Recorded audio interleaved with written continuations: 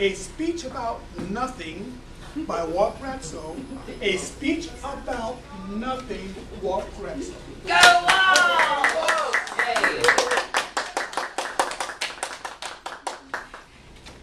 Fellow Toastmasters and welcome guests. As I admitted, I am a procrastinator. And on the 4th of July, when I was thinking, oh wow, I gotta give a speech on Sunday, I started to come up with a speech.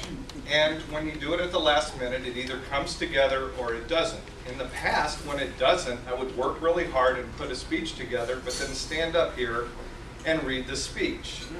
However, at the last meeting, I was informed that if I did that again, I would get a trip to the woodshed with Janine. While that may or may not be a bad thing to do, I chose not to risk it. So this will either be a feature of coming attractions, or it will be a speech about nothing, and we will determine that at the end. I had 3 different speech ideas, and I will give you a preview of what those would have been, because I can do that without notes. The first one would have been entitled New Choice. 2 weeks ago, I performed in my first improv show in front of about 60 people at the Found Theater in Long Beach. And it was a great time. And one of the games I got to play was a game called New Choice.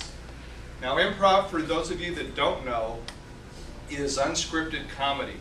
You're given a relationship, an occupation, or a location, and then you proceed to act out a scene following the rules of improv.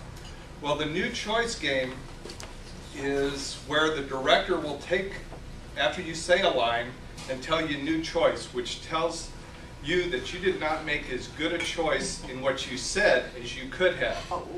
Let me give you an example. If I was doing a scene with Harold, and I was going to say that I didn't like Harold. I don't like you, Harold, because you talk fast. New choice. I don't like you, Harold, because you dress better than me. New choice. I don't like you, Harold, because in 1st grade you stole my girlfriend. So the idea being that you keep bringing things up. And I was on a date a few days after this show, and it dawned on me, you know, we could cut the divorce rate in half in this country if people would just adopt those 2 words in their dialogue. For example, it's like, hey dear, we're going to dinner at McDonald's. New choice. Hey dear, we're going to dinner at Red Robin. New choice. Hey dear, we're going to dinner at the Olive Garden. And then the scene would continue. Instead of today, if you say something like that, you get, okay, whatever. And you know you're in the doghouse for like 6 weeks.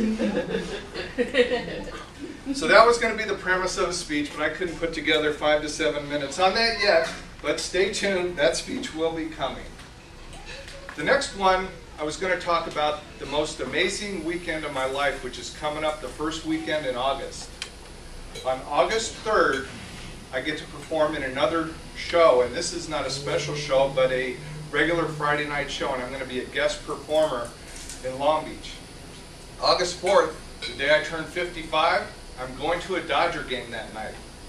And that will be the 50th anniversary of my first Dodger game.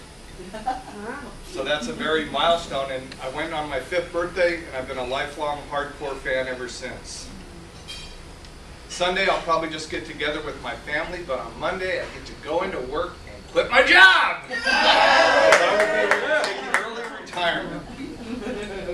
So that very memorable weekend, I think, will be a great speech, but it's probably better if it happens first. Don't want to jinx it. The third potential speech happened last Friday. As I was getting closer to this date and not having something, I had a very powerful telephone call with a guy named Craig Duswalt. He spoke at the Toastmasters International Convention in Las Vegas. He is the rock star marketing guy. I don't know if any of you were there and saw that, but I've gone to some of his events and I joined his mastermind group with the purpose of focusing on what am I going to do when I retire? How am I going to continue to make a difference? Not in a corporate environment, but outside, using some of the skills I developed in Toastmasters and other things I'm passionate about. And in this 2-hour call, which went by remarkably quick, I went from having a vague idea of what I wanted to do to having a brand, a blog, a book, a website, and an internet radio show in my future. All those powerful things. And what I do in my future life will definitely be a speech. And I'm so jazzed about that. I could have thrown a speech together, but Friday was getting too close to Sunday, and I chose not to do it. Now is the time for everyone to decide. Was this a preview of coming attractions or a speech about nothing? Only my hairdresser knows for sure. Mr. Toastmaster.